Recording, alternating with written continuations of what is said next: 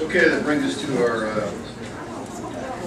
next item of new business, which is process review for good approval of small area plans for Chatham Park.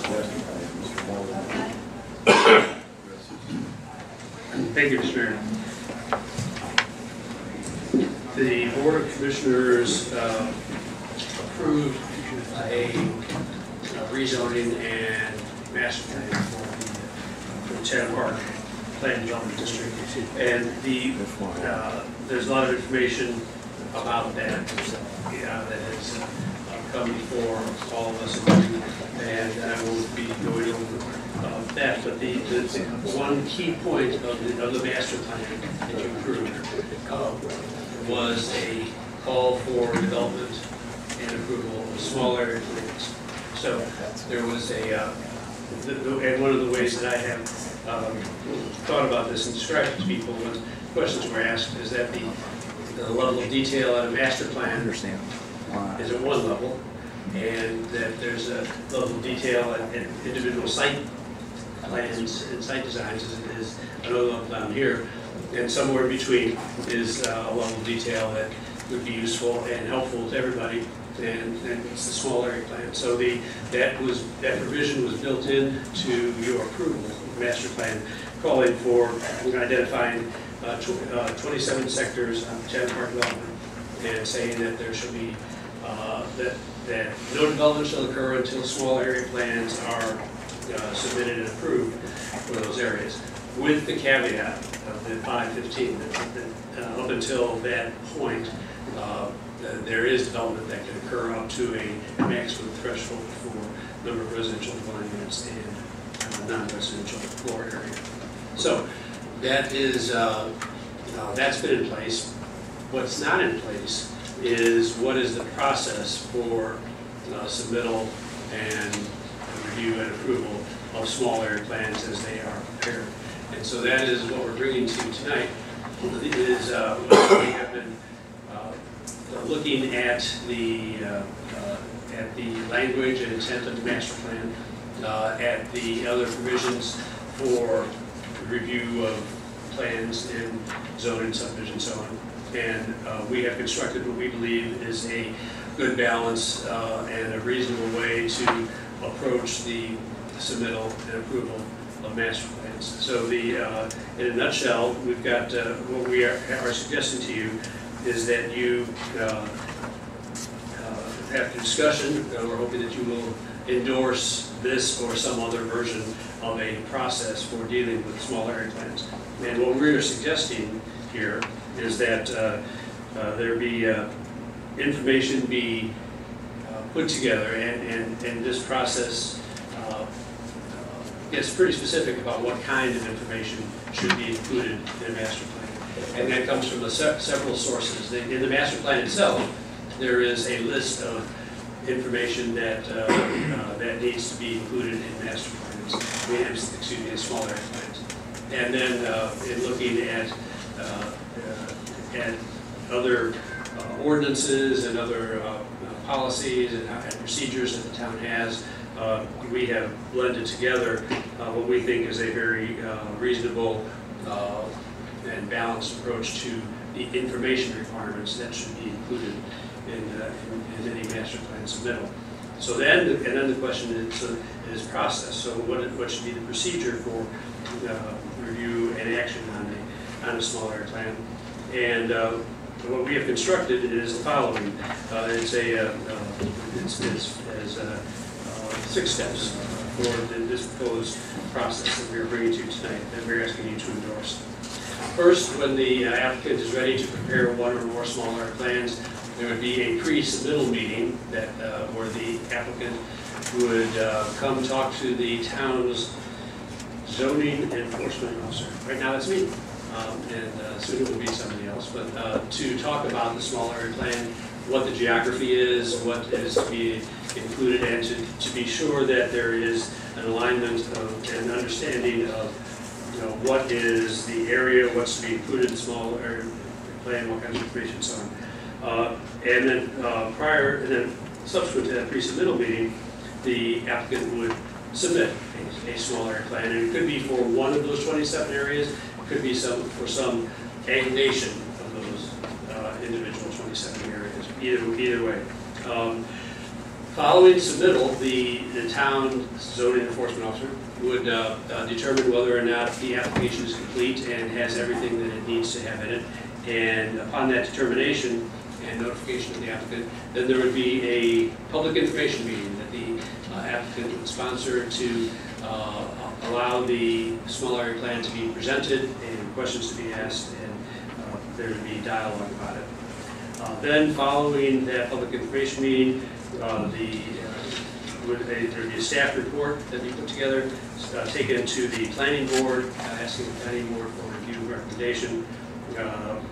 Then there might be revisions following the planning board's recommendation. And then the final step is review and action by you, the Board of Commissioners. A couple of observations about this.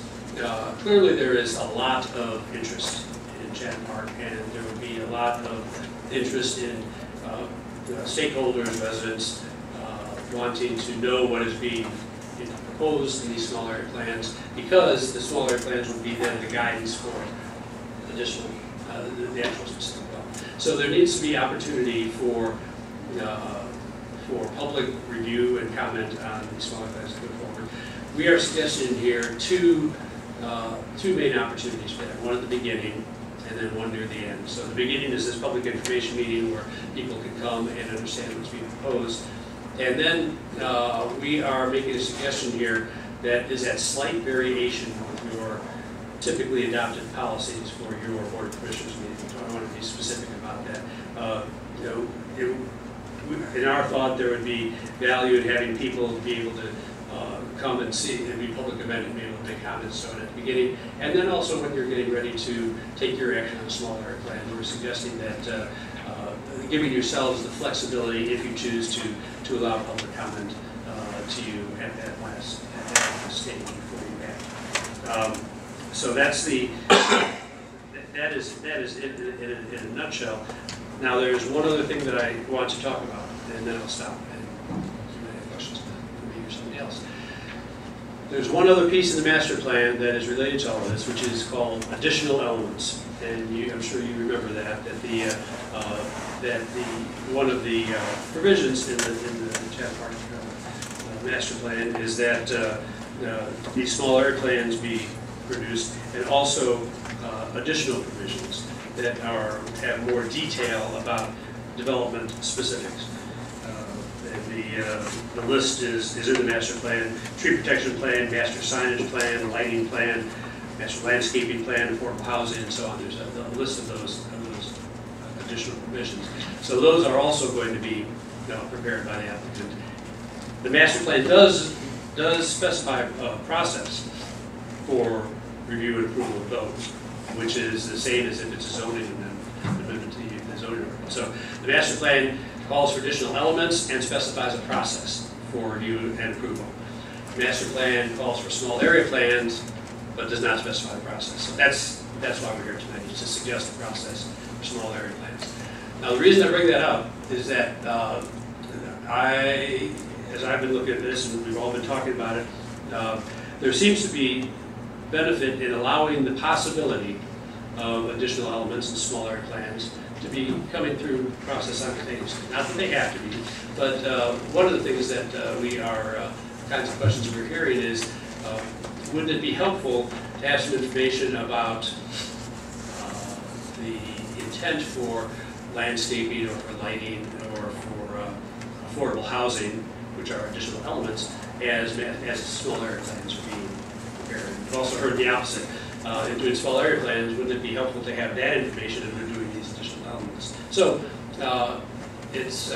none of that is sequencing is required, but one of the things that we have built into this in our memorandum to you is the suggestion that if there is possibility of information that is related to each other coming forward at the same time, that there would be benefit in allowing that to happen. So what we're asking you for tonight is an endorsement of this process for the submittal and approval by you of a series of small area plans for Chatham Park. I'll stop there.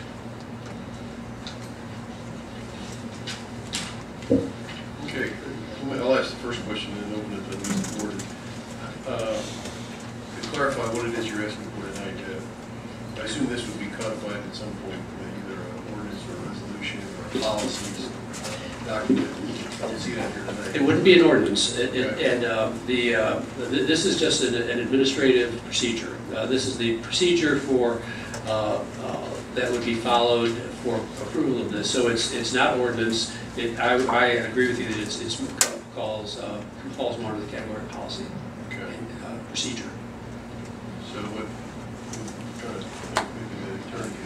Yes. So what we're asking you tonight is for is for your endorsement. We think that this is a good way to proceed, and if you agree and would be willing to endorse the use of this procedure by the manager and staff as we go forward, then that's what we're asking for.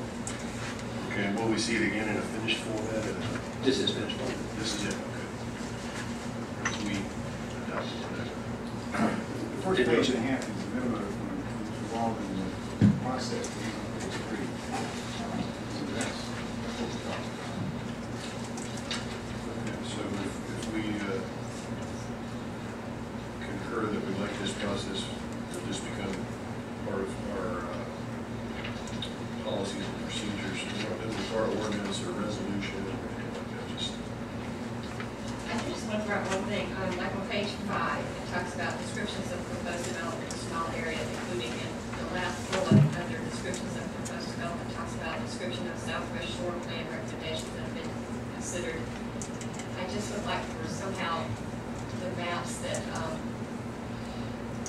Kevin, you could have a name for, there's maps specifically about sensitive natural areas on Chatham Park property. To me, that should also be part of the process to look at these maps that they created that show where the most sensitive are, they are ranged by number. To me, it seems like that should also be on the considerations.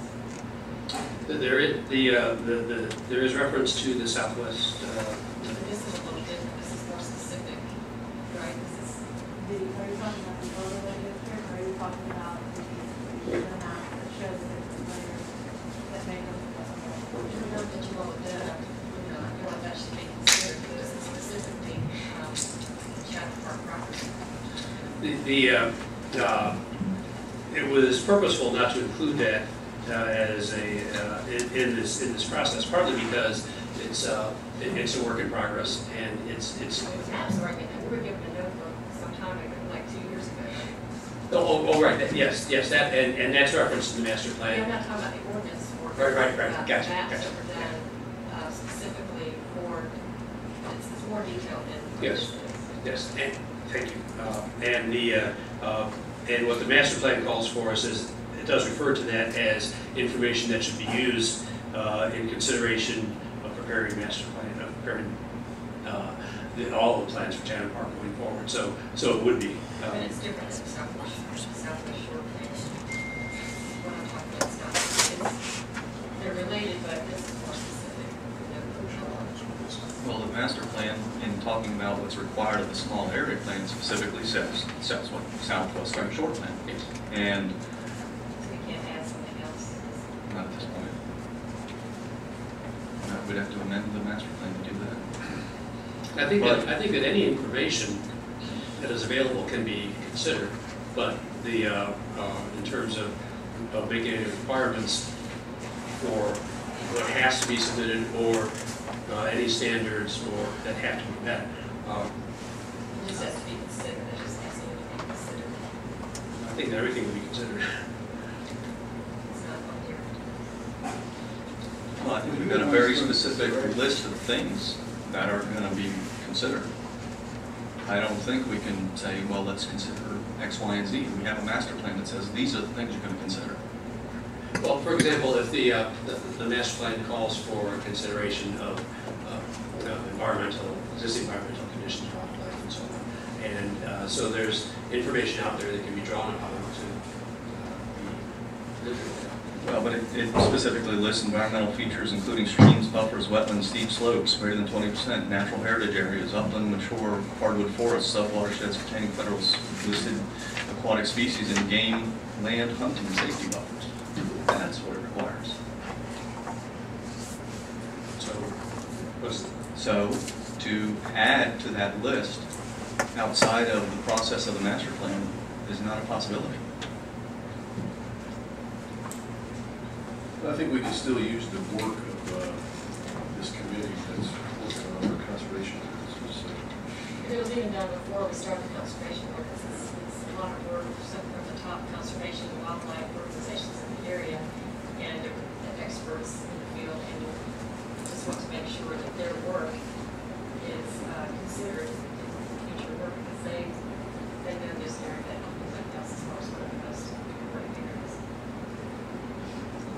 Maybe I could just clarify this. The list that you all are addressing is a list of what is to be contained in the application for a small area plan.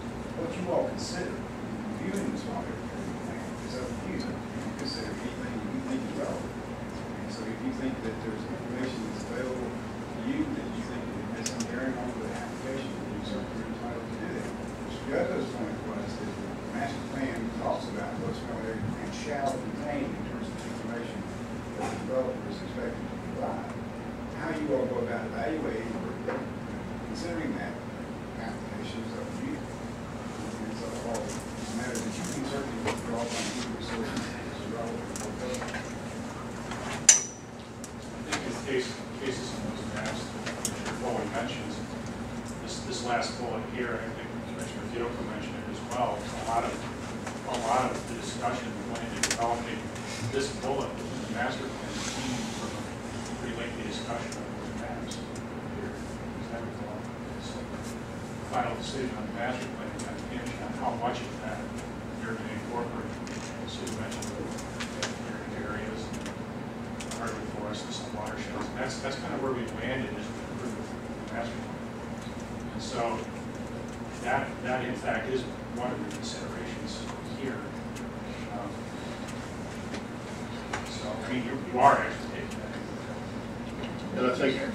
And I think that Mr. Foley, if I'm trying to think this through, we're in the middle of the process, like Mr. Walden pointed out, where this group is still working to produce a finished product, and we're exploring ways to incorporate that into the DDO. And the master plan already says that the Chatham Park will abide by the terms and conditions of the DDO, so to that extent, it will be considered. Right, I understand. I just want to make sure that it's on the record. And I appreciate what you're saying, and I also appreciate Mr. Messick's additional comments on, and I think he said better than he said better than I did what I was trying to say, which is that there's one body of things that are required to be prepared and submitted as part of the master plan. But then if there's information that any of us thinks is useful in evaluation of that, absolutely it can be considered. And I think too, in terms of additional items, I don't mean to wrangle. I mean, the Southwest Shore Plan is never formally adopted. It's recommended by the consultant department. And the applicant actually included mention of the Southwest Shore Plan in the master plan. And so that's why it's reflected here. Again, as a reflection of the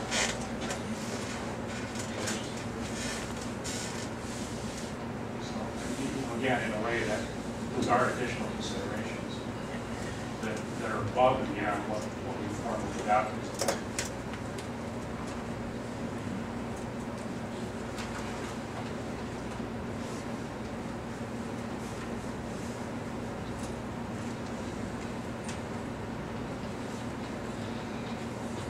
Any other comments, questions from the board? I've got some comments. Use of the word description of proposed development within the small area.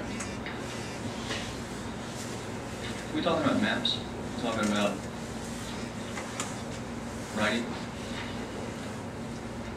Yes. Both. And drawings. Both. Let's say that. Say what? Say that they will have maps and descriptions. I guess for me, I believe that the term description of what's being proposed includes words and pictures. It says in their layout. I would hate to be up here trying to read through what somebody's trying to tell me on a map.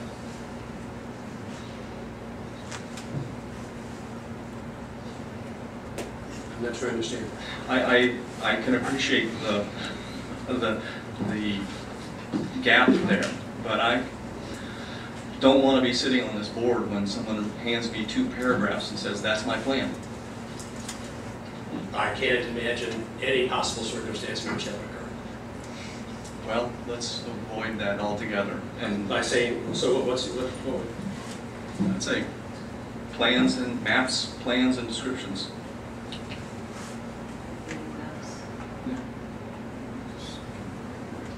First of all, you got to understand, I think, that to the extent that whatever is required here in this policy is not compliant with by the act, then you certainly don't have to determine that it is complete in the first place or put it in the second.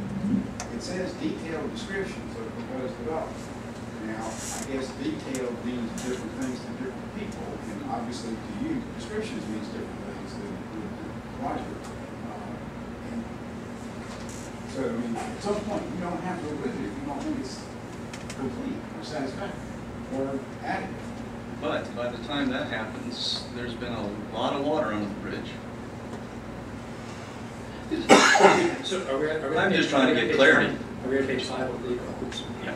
Okay. And so your suggestion is that, for example, the second bullet where it says descriptions of existing conditions, that there be a couple of extra words there that say including maps and Yes. narrative? Yeah. Great.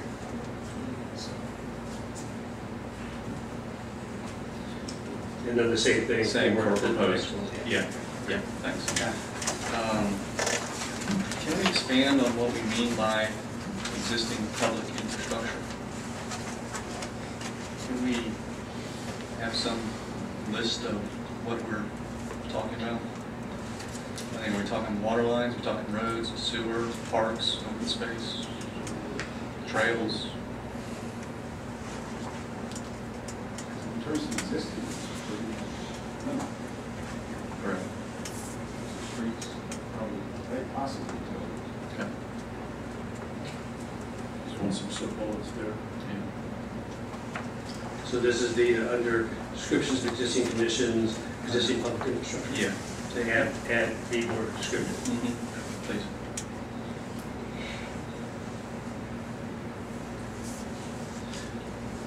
For the proposed conditions,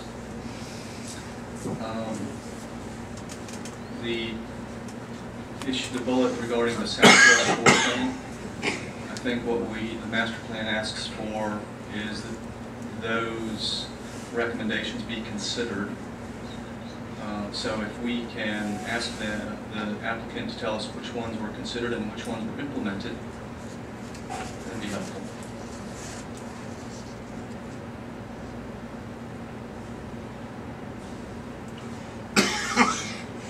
Proposed conditions, I would like to add to the list of things that the small area plan should include is the approach to affordable housing, the approach to transit, the approach to recreation facilities and open space, and the approach to the provision of fire, police, schools, and administrative facilities. Those are all items that come straight out of the small area plan as a list of requirements, so to leave them off, I think, would not do us any service. But the recreation open space and buffer areas was already included in the first bond. Okay, got it, great. So, you're saying that, for example, on affordable housing, that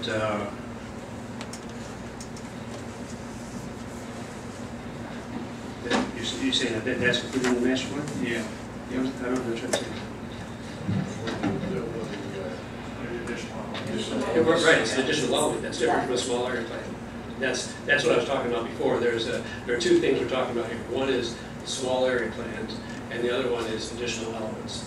And so I think that they are separate. The additional elements are very, very detailed, and they're almost like ordinance kind of standards. That's why the processes, those go through the same process as an ordinance would go through. The small area plan is more like a plan. It's general guidance. It doesn't have that level of detail that the additional elements have, which is why we were suggesting that if it's possible for those both to be considered together, the small area plans and the additional elements, to the extent that that's possible, there would be benefit in that. And so we would like to be encouraging that. But again, those are two different things. The small area plans, additional elements, not the same. Right, no, I stand corrected. The affordable housing is not, I thought it was. And to the extent that it already provides for approach to providing bicycle pedestrian facilities internal to the small area, connection to roads and bicycle pedestrian travel exterior to the small area, what other than that do you mean by transit? Well, there is the statement about mass transit in this master plan. And whether or not there's going to be a location for a facility or facilities would be a good thing to have on a small area plan. Yeah.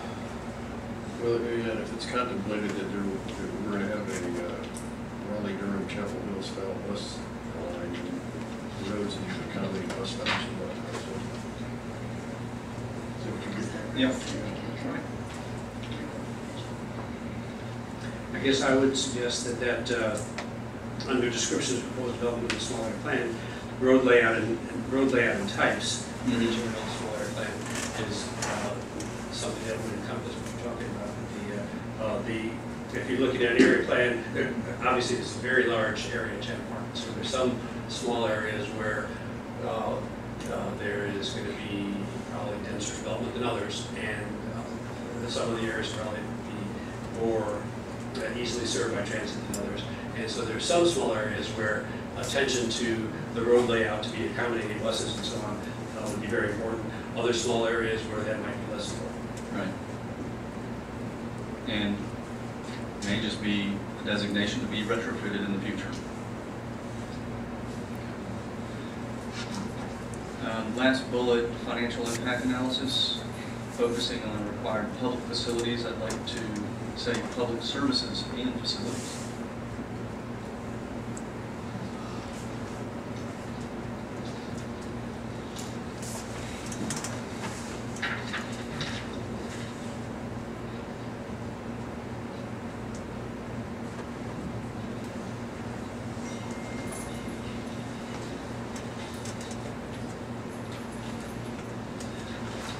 Item 3, public information meeting, makes mention of this meeting occurring in Chatham County. I think we should have it in Pittsboro or within the ETJ of Pittsboro.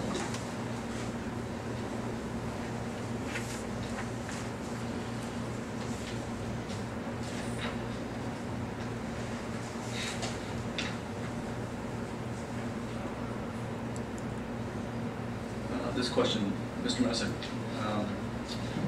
First sentence, page 6, says application materials contain all of the information required by this small area plan process. Is that in any way putting at risk the idea that this document supersedes the master plan and lists all the things to be included in a small area plan? Only if we didn't include all the things that were required in the master plan. Okay, so by default, it will. And if it doesn't, it will have to. It Okay. does. It does. Okay. That's all I got. Other questions, comments? Let's go down the line.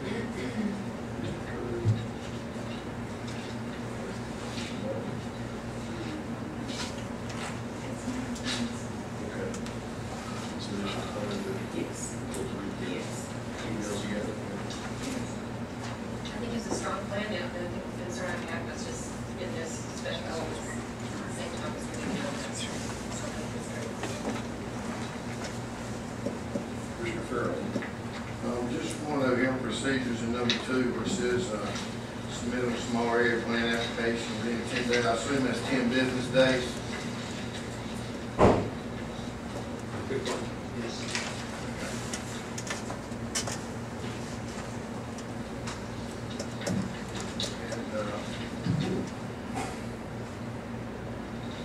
In the description of the proposed development small area plans, I know we spoke to this, Mr. Messick did.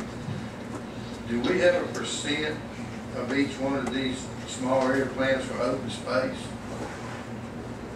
Is that in that small site plan like that? Do we have a percent of what open space is for each small area plan?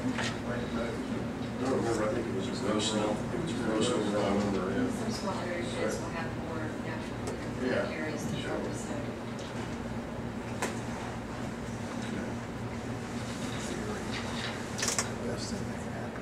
And, this does look fine. The only problem, I mean, not a problem, but I know we're in the process of hiring a planner, and I feel like if we go ahead with this document here, we should really consider our new plan. Not knocking you, Roger, by any means, up there, you've done a great job. I just feel like our new planner on board should have some input on this.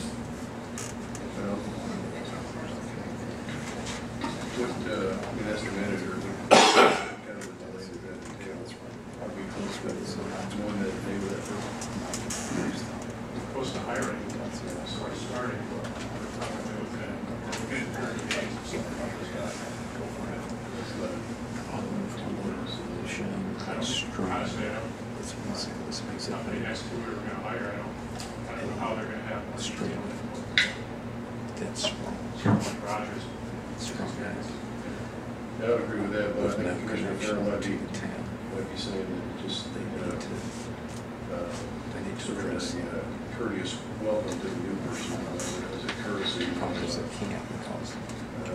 You're new to the staff, we'd like to give you the opportunity to get on this. Again, I don't think they're going to give you approval of Roger done tremendously, but so I kind of give them Commissioner Farrell saying that as a courtesy to the new person. And I think Commissioner Baldwin's expressed that she may need some additional time considering that she's received Also, with those, you need to have a policy in place before you proceed to small area. so that usually that's something that fixed on that. Okay, I have a couple of questions if Commissioner Farrell's with respect to this, your suggestion to have public input on the same day that we take action on a small area plan, I'd like to hear the board's comments on that. This will sort of be a de facto public hearing. I know my experience in public hearings that draw a lot of interest is at the end of the night the board is exhausted. And I know sometimes we're looking to make a well-informed decision about much of anything. But, so I wonder if we're going to have a de facto public hearing. I know there's none required by law at this juncture, but we want to build this opportunity into it. We just call it a public hearing and have it at a meeting, one meeting before the meeting where we make the decision. I'm interested to hear what y'all think about that. You really want to sit through 3 hours of public expression and then make your decision. I'd rather have some time.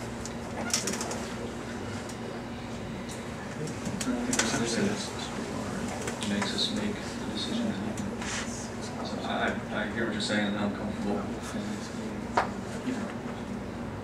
the decision off. So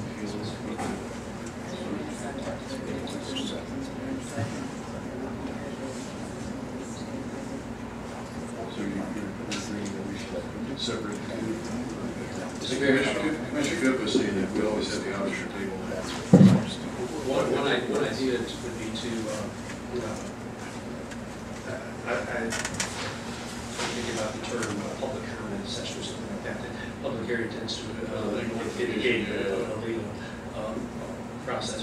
But it does seem like there is, looking at everything that I didn't see so far, it seems like it would be very wise to have, as I mentioned earlier, an opportunity for public getting information at the beginning of when a small event comes in, and then public meeting to make comments to you in some fashion, either the same night or another, not in a legal public hearing, sworn testimony way, but in offering you opinions. As written, the policy just says that prior to any decision, you may allow public input. It doesn't say you have to, but you may. And you may even do it at the last minute. You don't have to, but you may. If you choose not to do that, not to make a decision at the time you receive public input, you certainly have that right. It's completely up to you. Well, the attorney and Commissioner Field will make a good point if we end up with, let's have that public hearing, we expect a big crowd and nobody comes, and we expect nobody, 60 people. So maybe the best is to use Commissioner Field's suggestion, if we get the marathon public hearing and we're exhausted, then we decide to table it. Yeah. Mayor Terry, may I ask a clarifying question? Entertain a question from the next one. Sure. So with regard to the public information meeting that is to be performed by the applicant, would that be like the format that we saw last week? Or would that be a central forum, a centralized presentation with an agenda? Yeah, I don't know. What are we requiring at the public information meeting? Are we going to try and frame that, or are we leaving it totally to the applicant? Good question, and as we're making adjustments to this, maybe that's something we can clarify further. The part of the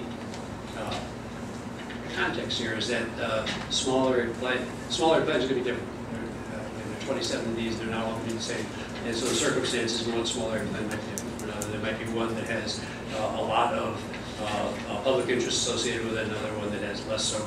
But as we were drafting this, I believe that the intention was, as was just described, that there'd be a presentation of the small area plan at that, and an opportunity for people to ask questions and offer comments on what was being presented. So I would think that it would be useful to have some kind of language in here that would describe that would say what is generally what is anticipated would happen at this point. Yeah, I didn't go to the meeting Mr. Bonds makes reference to, but I understand. I had people that describe it to me, and so I understand his question. That meeting was more of a marketing kind of a meeting than a presentation of an application where you give a lot of detail. And I don't think we want that to be the public information. I think what we need is more of the same sort of presentation they would eventually give to the board. Yes, I think that's what was anticipated with this, and it might be helpful to clarify that. Okay. That meeting was just a broad overview of things. My last comment is on paragraph 4 of the review, recommendations by the planning board. I wonder if we've been sufficiently explicit there in our expectations about what the planning board does. We say the planning board shall issue a recommendation to the town board regarding proposed small area plan. I'm not sure that the word issue makes me comfortable. I would like to see say that the planning board shall prepare a recommendation necessary with the assistance of the town staff and the town attorney. And what I'm getting at here is I'm not really interested in seeing any more, planning board recommendations that are written by the applicant. I'd like the planning board actually do them. I don't want to just issue me a document that they got from the applicant. Prepares a good work.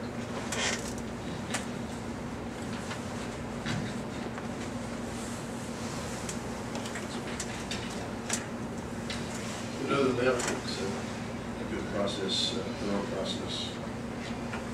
Sort of stuff. So just to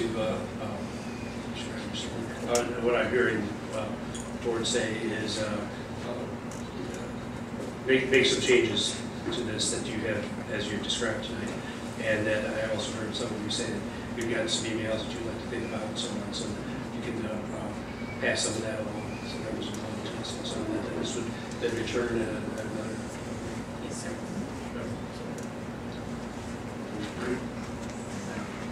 Thank you. Okay. Thank you.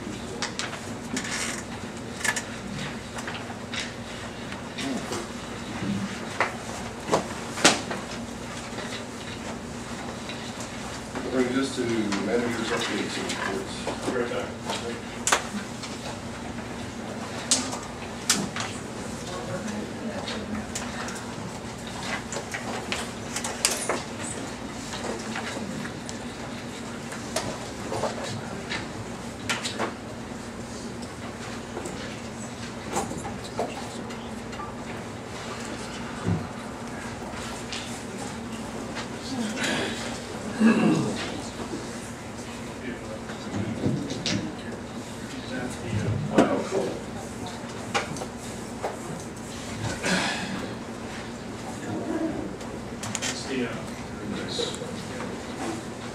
That's the memorial plaque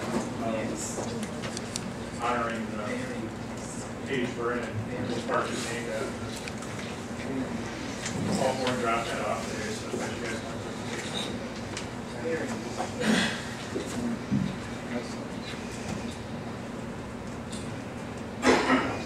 Yeah, but we're probably contemplating two additional plaques that are going to be a bit smaller than that. We'll have one plaque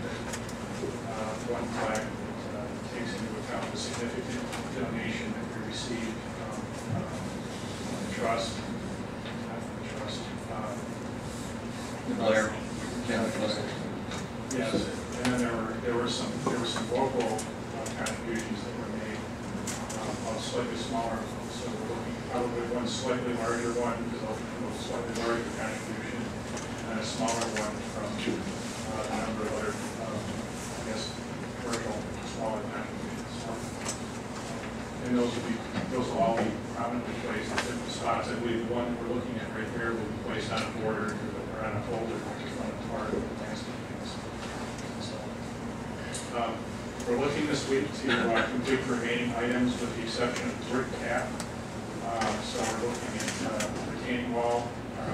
Well, the brick cap is supposed to go on top of the retaining wall. But I'm advised that we'll be receiving furniture, fencing, stormwater pipe. We don't have word yet as far as Duke Energy's anticipated installation of some power. And we're supposed to be hearing about that shortly. I think there's a possibility that it could be installed at the same time. To recall the Christmas trees, we talked about that. Christmas trees.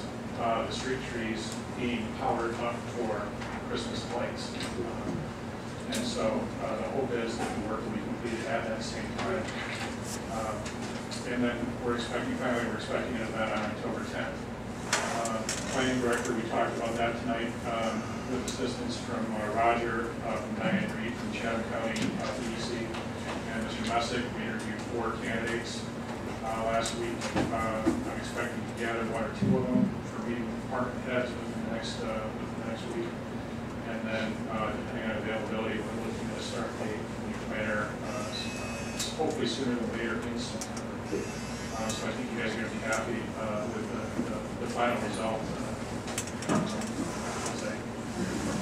There were 2 that I think that we could very well use almost immediately.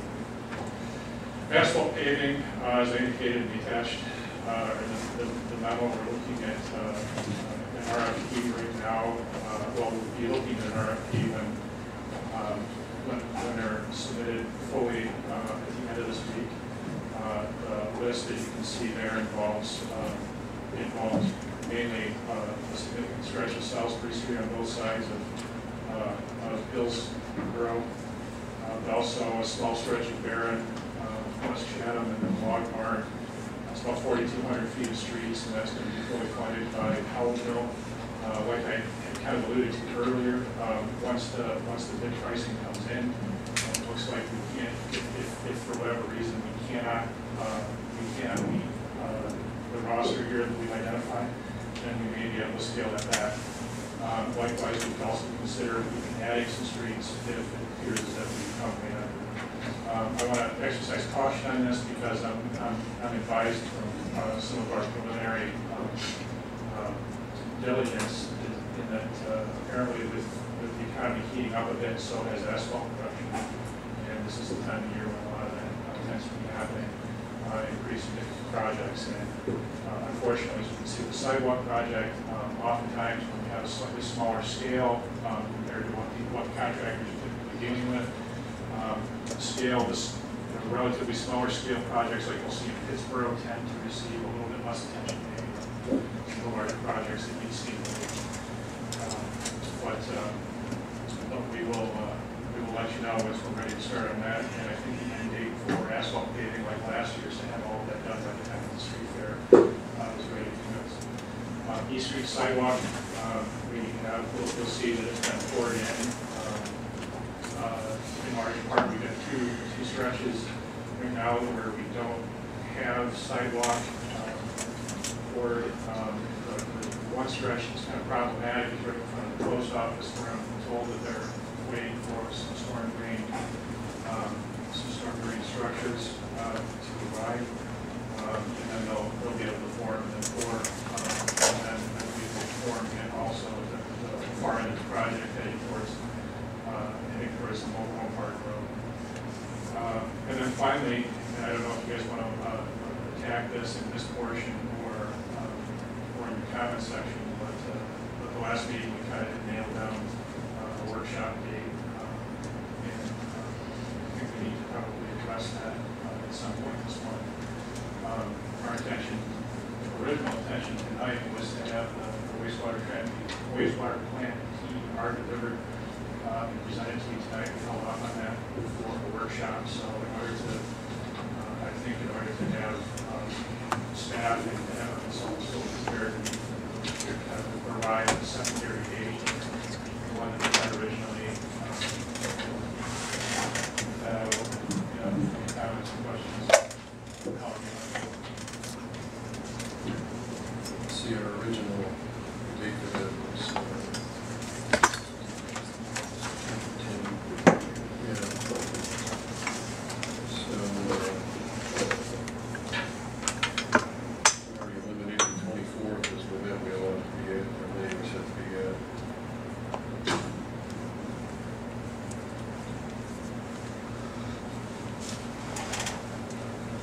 the 17th for the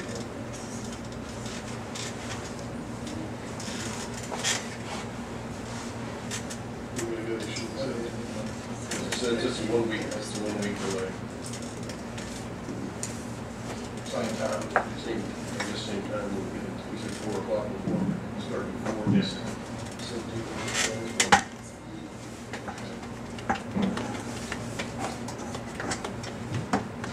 We also want to do work sessions to talk about it for the contribution ordinance work session. I don't think that is. And then September, October, it's everybody's. You have to visit that ready to happen.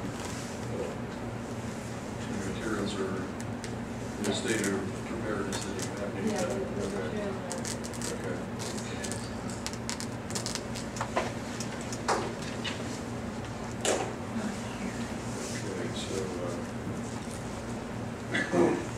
Seems like we like to work this. So that was trying to get it off of the board meeting. It could be Thursday the 8th and the 27th of October.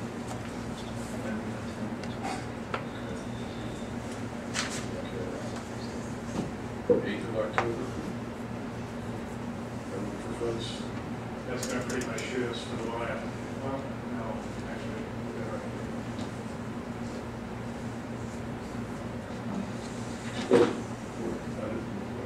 sure, yeah. Okay. October 8th. It's going to push us back for beginning the conversation, I guess, with Peter on a loan application for any expansion. So we were looking to. We moved on to another. This is for the conservation. This is for the Okay. conservation ordinance. It would be nice to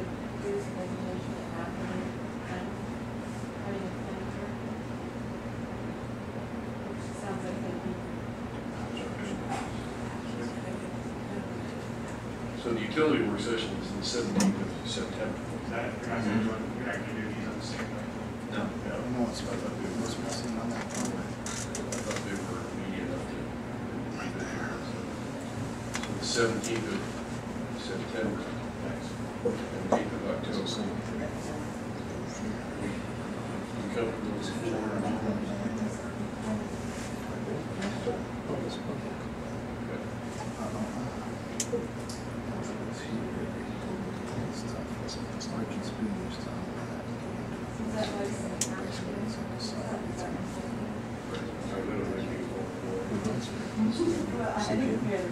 Okay. 4 p.m. That's what we here.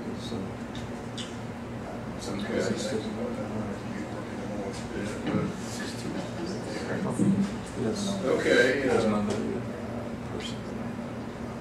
Any other business for you? Yeah, let me just mention one other thing too, that this boutique, you know, I had been following up on, there was some discussion, question at the last meeting about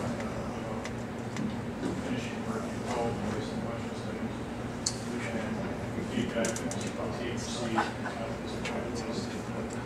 punch list that had been developed, it was Bryson Powell, who works with the developer, Fred, a few months ago. Powell indicated that the final punch list items felt to be completed by the end of the first quarter of 2016, which is another way of saying sometime January, February, March, March 2016 to me seems questionable as far as why it needs to be so I'll try to determine why exactly it's going to take that long. Things that can get in months of time. I'll find out which will be a more than 4 months by the banks. A little more detail. That's what I thought. Okay, we'll do our commission concerns before the closed session.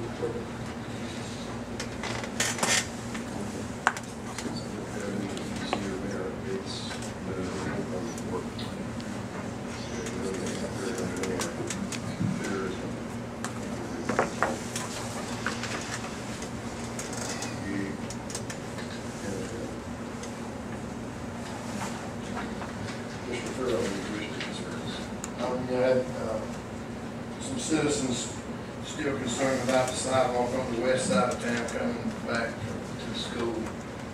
Seems like that's been on hold or all over on that. From house down to this corner. Concerned that we don't want it? Or No, they don't know what hold up is, and I told them, DOT has been, well, we have some right of way. yeah. They just concerned that the east sidewalk to nowhere, and why they couldn't get a sidewalk. So I'll leave it at that.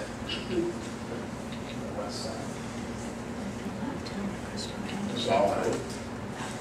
Mine is a concern, I just wanted to, I don't know if the board has heard about this project, but I think it's really interesting what's happening in the fairgrounds. In partnership with Chatham Park, they're going to be building a 364 square foot house that will eventually be moved, it'll be built in just a few days during the fair, and then it's going to be moved to a farm in Chatham County, and there will be 9 other houses built, 10 total. Houses will sell. It's kind of almost like a park idea, just small homes in the park area. And the mortgage payments are expected to be between $200 and $300 a month.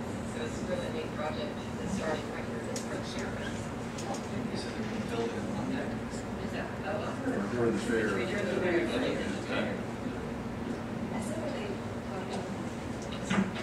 Yes, it's on the front page of that independent. It's on the town of Pittsboro Facebook page.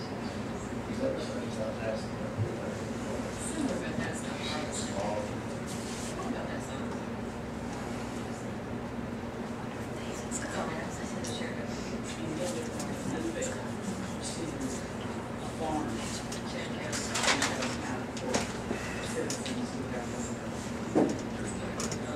Yes. I think it's great. There was a lot of interest on Facebook about it. We had like over 4,000 people saw this.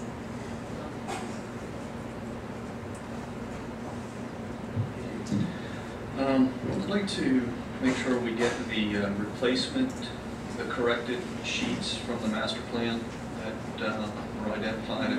Okay, great.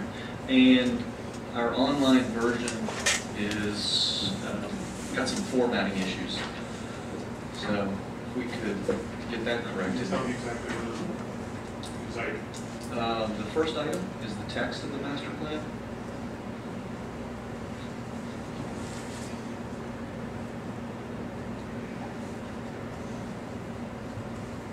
In this section. Yeah, the very top.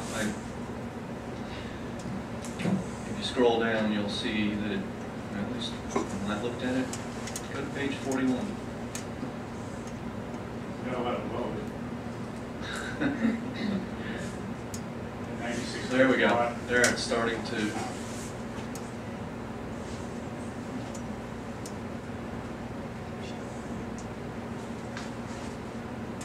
That's what you're talking about. Yeah, I don't think it's intended that way. At least not in my booklet, it's not. So if you were to have a conversation with somebody about the item on page 44, they might not be getting the same data that you're trying to convey. Yeah. Yeah, it can. I was actually having a conversation with somebody about it. So, That's what we're talking about? These gaps are what they were talking about? it's a formatting issue that can make communication difficult. If I'm looking at my paper copy and you're looking at something online. Because I thought you were saying before that was, they couldn't see anything. No, I didn't think I was saying that. Yeah. That's it. Actually, of course, everybody's talking about the fairground, and I have Triangle Council government meeting tomorrow. So if anybody wants me to speak about anything, I'm more than happy regional. And also, I did just receive a text message from Reverend Andrew Davis, and he is requesting a resolution. So, but this one will need to be some changes made. So. But that's coming up real quick, right? It's coming up Thursday. It's just a few changes where he says he would request that instead of called Mitchell's Chapel Day, Durham District Day, and welcomes Dr. Lawrence A. Turner in Durham District of A.M. Zion Church on after the town. So, board, you want to let Commissioner Baldwin reread the corrected text into the record and make a motion to adopt it? Yes. Okay, read it as corrected. Thank you. Whereas welcoming the Durham District of the AME Zion Conference to Pittsboro, North Carolina. Whereas the Durham District of the AME Zion Church will be holding its 90th session of the district in Pittsboro on Thursday, August 27th and Friday, August 28th. And whereas the district is comprised of a large number of AME Zion churches in Chatham County and around the Triangle, and whereas the host church for this important conference is Mitchell's Chapel AME Zion Church, which is located at 1025 Mitchell's Chapel Road in Pittsboro, North Carolina. And whereas the host pastor is Reverend Anthony Davis of Pittsboro, North Carolina. Now therefore be it resolved that the Board of Commissioners of the town of Pittsboro does hereby officially name Thursday, August 27th as the Durham District Day and welcomes Dr. Lawrence A. Miller, presiding elder, and the Durham District of the AME Zion Church on behalf of the town, the attendees of the two-day conference to the town of Pittsboro. Do I hear a motion to adopt? Second. All in favor? Aye. Opposed? Opposed, the motion carries. And if we give this to the clerk, could you correct this formatting and I'll come and sign this? I'll be there. Well, I'll get you this formatted. Thank you. I'll get it to Commissioner Hall. Thank you. Okay. Anything else? That's all that I have. Commissioner Turner? Just one little thing. You always talk to me about speeding, but I think that the last meeting, you said that you were going to, Chief, you were going to dispatch some extra people or some, the speed. I can't think right regularly, yeah, radar thing. And people notice and they said thank you, so Yes. it's helping. And we were able to get the trailer that we discussed, very, very, you know, we deployed at Chatham Park, right now, the sheriff's office using it again. And we'll be getting back in a few more days. So we're using that for some now, and we're getting some options. Thank you. It's helping. People have noticed it, so. Right. I meant to say thank you for that too. I did notice it. It was great. Yeah. Okay, that brings us to the end of our regular meeting, and we have a closed session scheduled here today. Hear a motion to go into closed session for. Could we take a 5-minute break before we do that? Before we do that? Before we do that, We can do it while we're doing that. I want to leave this room for a minute. Well, we can go into closed session because there's a lot of shuffling to close the door anyway. We'll go ahead and make the motion. Pursuant to NCGS 143-1811A5, to discuss purchase of real estate. Let's go into closed session. Second. All in favor? Opposed? We'll go into closed session. Okay.